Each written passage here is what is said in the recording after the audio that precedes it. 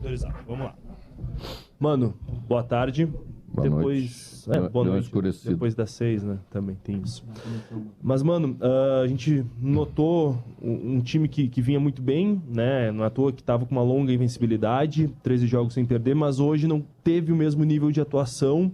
E o que aconteceu? Porque a gente notou a tua indignação com algumas decisões incorretas. O que aconteceu para o Inter não ter tido melhor atuação nessa tarde e noite aqui no Independência? Boa noite a todos. Fazia tempo que não sentimos o gosto amargo da derrota, né? E quando vencemos, nem sempre também fomos tão brilhantes. Às vezes nem fomos tão bem, mas vencemos, porque o futebol é assim. Talvez hoje até não merecíamos ter perdido, né? Tivemos algumas chances boas, tivemos a penalidade máxima para sair na frente, o que daria uma condição boa. Até não estávamos jogando tão bem no momento da penalidade máxima, é importante ressaltar isso, né? Mas e aí o jogo, num momento onde ele já estava controlado, né? A gente descuidou na nossa marcação, deixou escapar e tomamos um gol que não costumamos tomar, porque o jogador nem pulou, né? Só escorou a bola. Então, em função desses aspectos, em função do aspecto de termos saído um pouco da zona de conforto, o América teve o mérito de nos tirar da zona de conforto, de como gostamos de conduzir o jogo. Isso é mérito deles. O jogo ficou mais disputado, o jogo ficou mais físico, o jogo foi de bola mais alta, principalmente no meio-campo, foi de uma marcação um pouquinho mais apertada, né?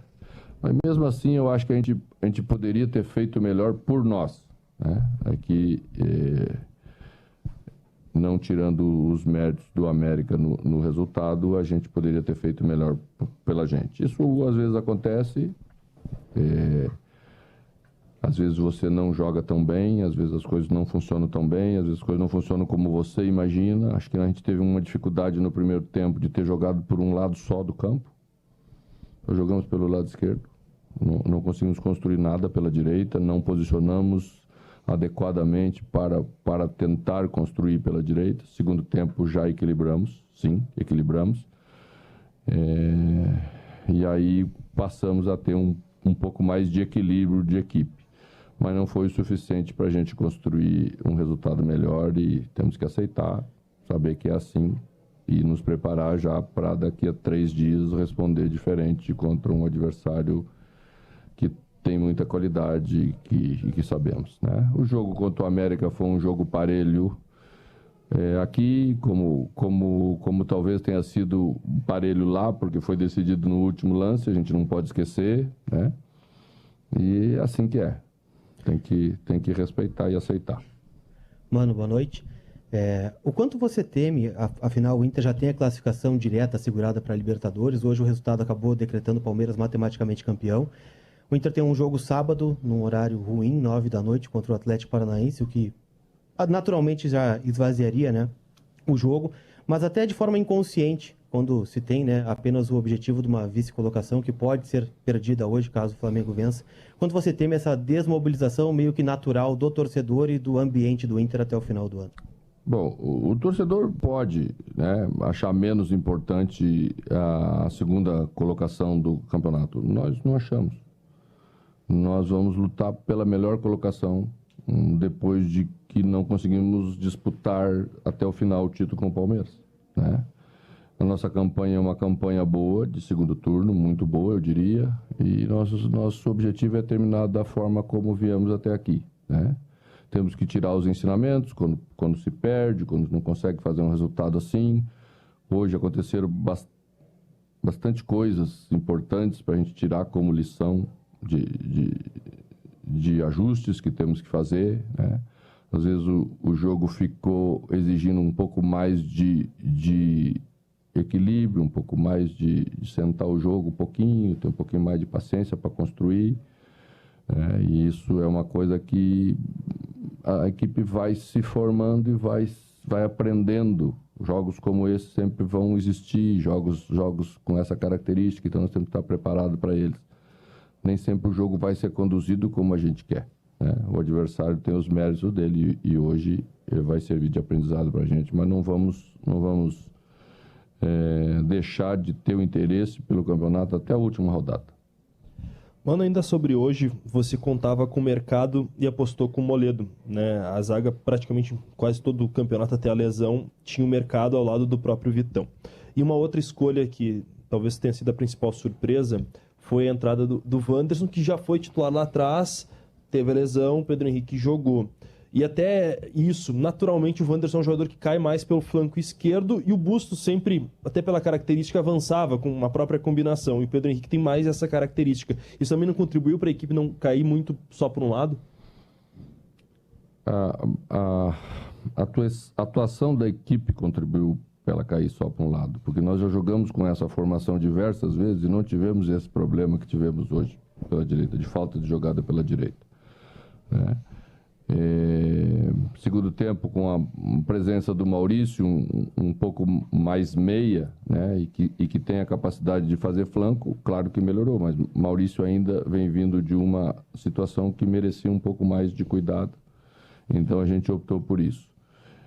A questão de Moledo era uma questão de manutenção em função daquilo que vinha acontecendo, os números da defesa até eram melhores, com ele e com o Vitão nos últimos jogos, e achei mais coerente optar ainda por esse jogo pela estada dele com o Vitão, tá? E também dá um condicionamento melhor para o mercado, é um jogador importantíssimo, não queríamos correr nenhum tipo de risco. Talvez na próxima partida possa aparecer mercado novamente, até orientei para a gente tomar um terceiro cartão amarelo, mas não deu tempo, o jogo foi muito, né? E aí já naturalmente faria a condução para ter todos os jogadores à disposição também nos outros jogos, que é o que a gente quer ter. A questão de Pedro e Wanderson é uma questão de tornar a equipe mais completa dentro de algumas avaliações que a gente tem. Pedro tem uma jogada muito forte individual. A gente esperava um jogo que exigisse bastante porque o adversário marca individual quase que o campo todo. Então nós já imaginávamos um pouco de dificuldade de exigência de jogo mais coletivo. Tá? Por isso que iniciei com o Wanderson, mas nós temos aí 3 jogos em 9 dias.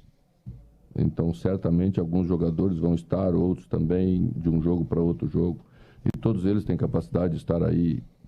Não é por causa da derrota que a gente vai imaginar que seja por isso. Mano, quando você chegou, o Inter vinha de eliminações doídas, né, na Copa do Brasil e no Campeonato Gaúcho. Você chegou e acabou ajustando, teve a Sul-Americana, onde o Inter teve um tropeço importante. Mas o que fica, né, acho que quase como unânime, é a projeção de uma temporada 23 começando melhor e com uma Libertadores pela frente. A gente imagina que o grupo vai ter acréscimos de qualidade, mas dentro desse grupo, e o Inter como um todo, você, a diretoria fala que é o principal trunfo, a manutenção de boa parte do grupo. Deste grupo, qual é o principal aprendizado que fica esse segundo semestre para a próxima temporada, em especial visando a Libertadores? O maior aprendizado é que o trabalho consistente faz uma equipe crescer. Independentemente se você tem, quase ninguém tem a possibilidade de fazer toda hora grandes contratações milionárias, né? Então nós temos que encontrar perfil de jogadores que venham e que agreguem-se a esses jogadores. Sempre pensando numa ideia de construir trabalho consistente no dia a dia, aquele trabalho que não aparece muito, mas que realmente dá resultado. Esse vai ser o Inter de 2023, nós estamos trabalhando nessa linha, acreditamos nessa linha, e penso que ela vai dar ao torcedor uma confiança de poder ver muito mais vezes aquilo que se viu no segundo semestre. Mano, a gente sabe da importância tática, você já explicou em outros momentos do próprio alemão, né? Ele não vem enfrentando talvez a melhor fase artilheira, né? Tem um jejum aí de 7 partidas. Mas ele contribui, ele tenta brigar, disputar. O Brian Romero é um outro jogador que também tem algumas características distintas. Você já definiu ele, acho que lá em Fortaleza, que é um jogador que busca mais o espaço. O Mikael teve esse problema da lesão, mas enfrentou outros problemas anteriormente. A função de centroavante para 2023, já pensando na montagem do elenco, está nas alternativas buscar mais um jogador? Eu te pergunto já de um nome que a gente tem especulado nos últimos dias, de Leandro Damião. Te agrada? Um retorno, já trabalhou com ele? Olha, a gente não vai especular. Vocês podem especular. Nós não. Não tem sentido nenhum a gente ficar apontando isso, ou nós vamos em direção a essa posição. Não vai ser assim que vamos trabalhar. Tá?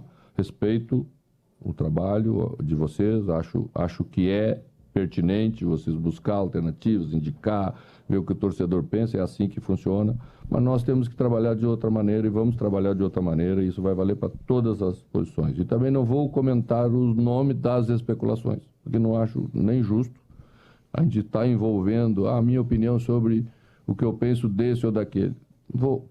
Quando nós contratarmos, certamente eu vou dar a minha opinião para vocês, a opinião para o torcedor, daquilo que eu penso sobre o jogador que está chegando. Acho mais correto.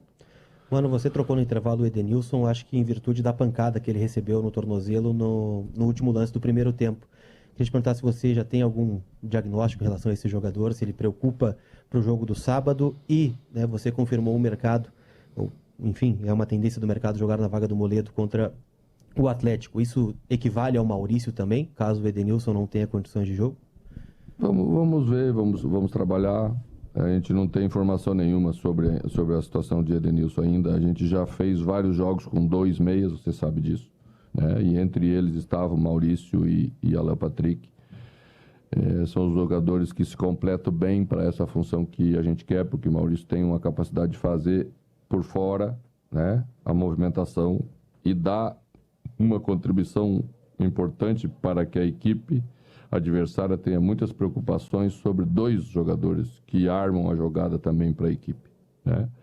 Alan Patrick um pouco mais armador, Maurício um pouco mais meia atacante. Então é isso que provavelmente vamos estudar, porque agora a pequena lesão que o Maurício teve no joelho sempre fica um pouquinho de resquício. Quem já teve, quem sabe como sabe que isso ainda incomoda um pouquinho em termos de sensibilidade, mas hoje já foi importante. A primeira vez que entrou, 45 minutos, entrou bem.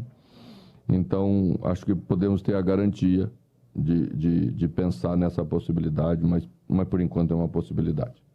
Fechou. Feito. Boa noite, gente.